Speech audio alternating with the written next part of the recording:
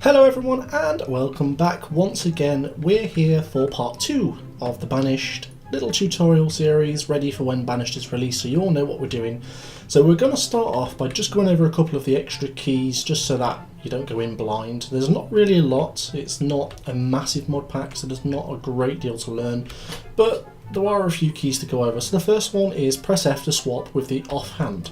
So what that basically means is, as you can see, the axe is in my offhand, and if I want the sword, a lot of the time we would manually do this. Well, that's too slow. Just press F and it will instantly switch whatever it is that you clicked on into your offhand. Nice and simple, and it's a good little shortcut. Next up we have J, which will bring up map management. As you can see here, that's where I am. I'm not going to go over all this stuff in here, but simply put, that's how you can bring up management for your map. The shortcut is B to set yourself a waypoint on that map, also useful. We also have C to zoom in, should you need to. We also have the right square bracket to toggle the minimap, as you can see on my minimap on the bottom left there. With each press, it toggles the map mode. So you've got day, night, cave, etc.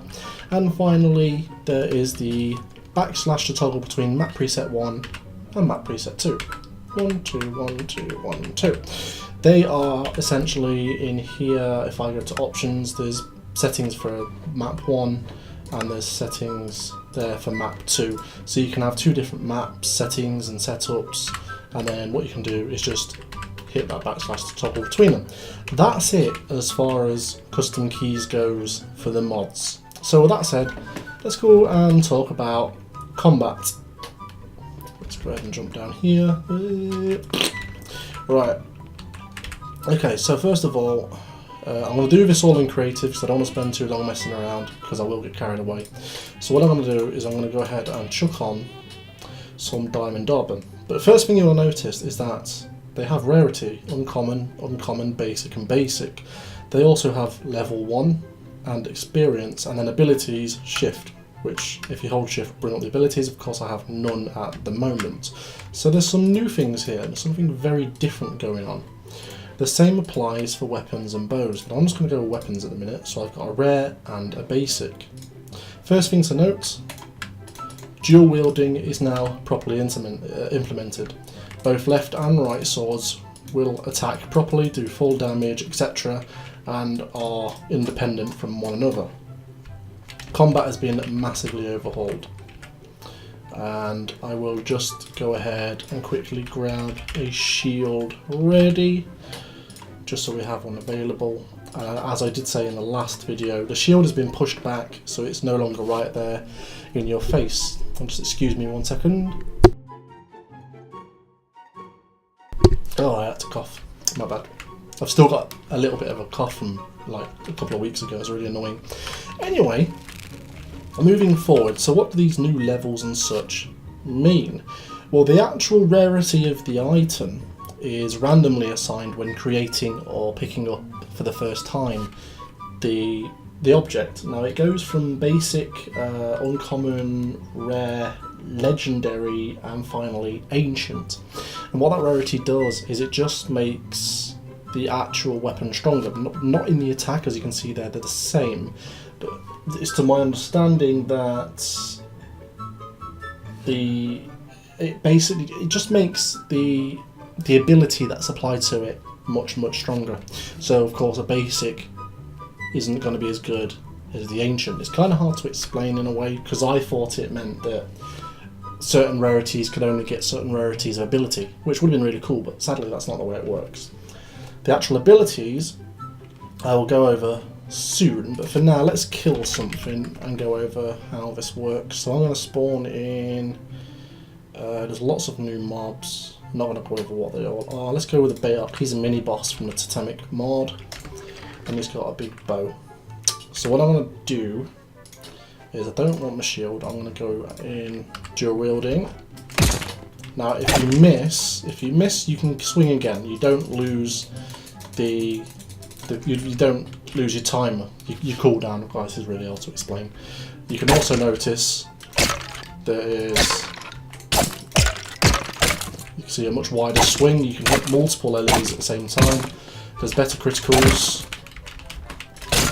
But you may also notice that when I'm hovering over him, at the top there, above his name, it says normal. Certain mobs have certain rarities. See, this one here is hardened. And the same applies to mobs. They get this certain rarity. You got normal, you got hardened, you have legendary, elite, there's also weakened. And that affects the mob's starting health. So as you can see, he's got 280.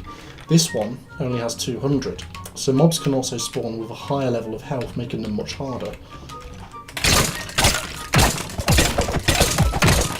There we are, you can see my weapon and armour now has a new ability. Your weapon is leveled up to level 2.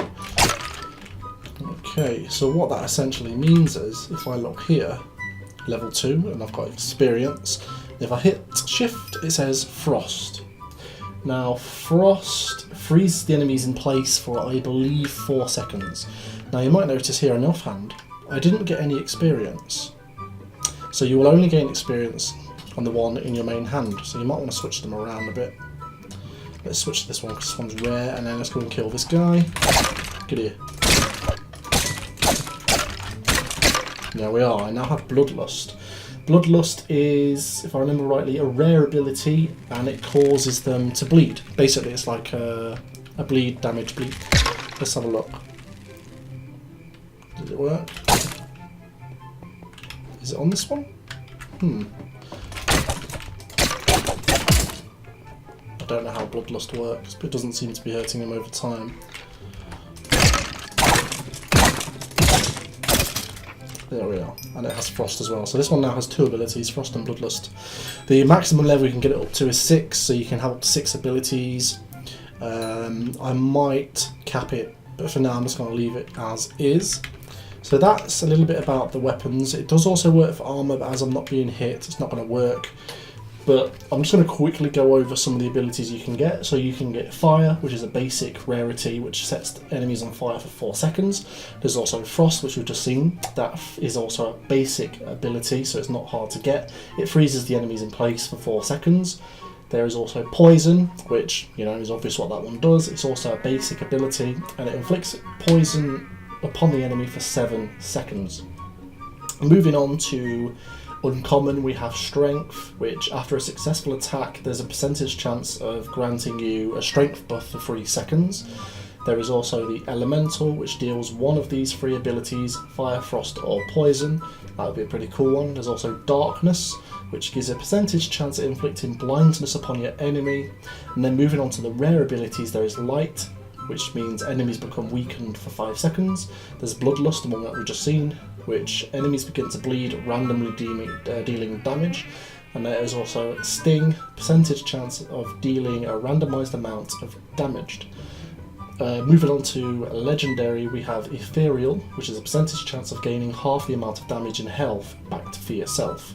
Chained, percentage chance of dealing the damage dealt to all nearby enemies within a 5 block radius. And finally, this is the only ancient ability, and this is a damn good one. It's called Void, which has a percentage chance to just instantly kill your enemy, regardless of what the enemy is. There are also armour abilities, as I just said. So if we start off with the basics, you have Molten, which is a percentage chance of setting the enemy on fire when they hit you. There is also Frozen, percentage chance of freezing the enemy when they hit you. Moving on to Uncommon, we have Toxic, which is a percentage chance of poisoning the enemy when they hit you. Bestial, which when low health gain a strength boost.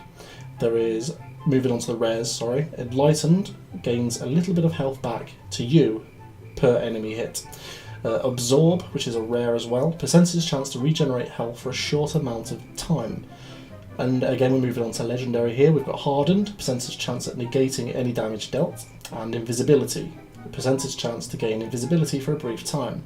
And then as again, we have Ancient, Void, a percentage chance of instantly killing your enemy when they hit you. So that's all good.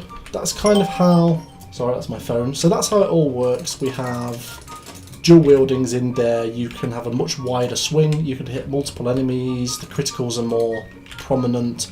There's also, I don't know if you saw, but there's the like little damage indicators. If I just go ahead and spawn, I don't know, a skeleton will do, I guess. We'll go with skeletons. You can see there's a damage indicator there.